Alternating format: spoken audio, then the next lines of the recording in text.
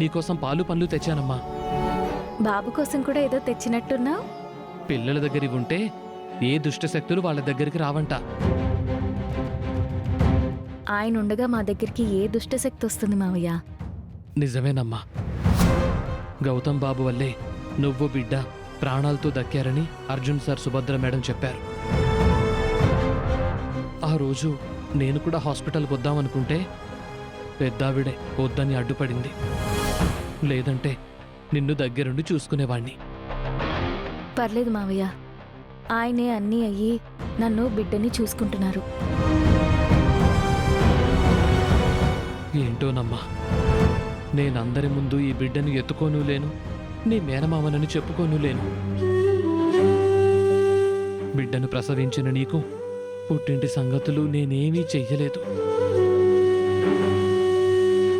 చాలా బాధగా ఉందమ్మా.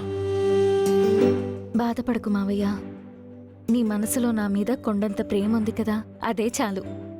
నీకు పండంటి బిడ్డ పుట్టాడమ్మా. బంగారంలా ఉన్నాడు, బాగా ముద్దొస్తున్నాడు.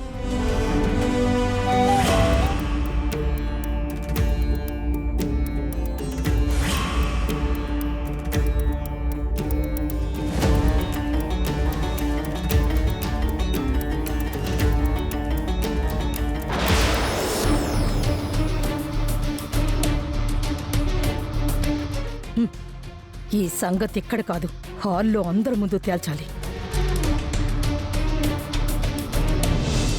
ఎన్నో కష్టాల మధ్య పుట్టిన దేవుడమ్మా వీడు. నువ్వు వీణ్ణి కాపాడుకుంటే వీడు నిన్ను కాపాడుకుంటాడు. నీ కష్టాలన్నీ దూరం చేస్తాడు. అది నా చేతుల్లో లేదు మావయ్య. ఆ దేవుడు ఎలా నిర్ణయిస్తే అలా జరుగుతుంది.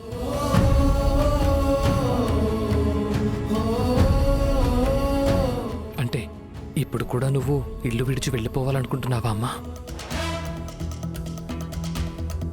గౌతమ్ బాబుని, ఈ బిడ్డని విడిచి నువ్వు వెళ్ళగలవా తల్లి?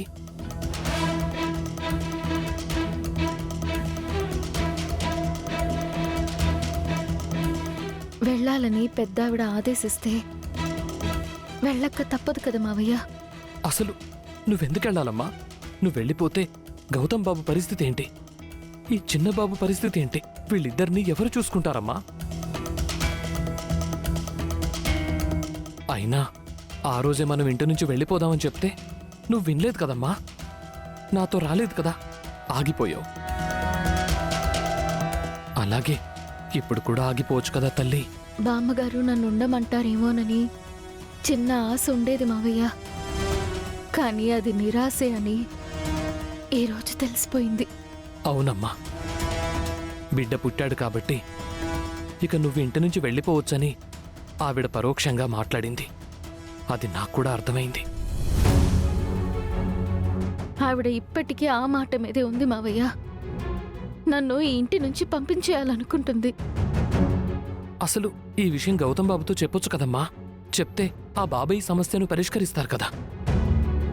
ఆయనతో ఎలా చెప్పను మావయ్య? అది నా వల్ల కాదు. చెప్పకపోతే పెద్ద తప్పవుతుందమ్మా. ఇంకా పెద్ద సమస్య అవుతుంది. ఆయనకి నా మనసులోని మాట చెప్పలేను, బామ్మగారు పెట్టిన షరతు చెప్పలేను.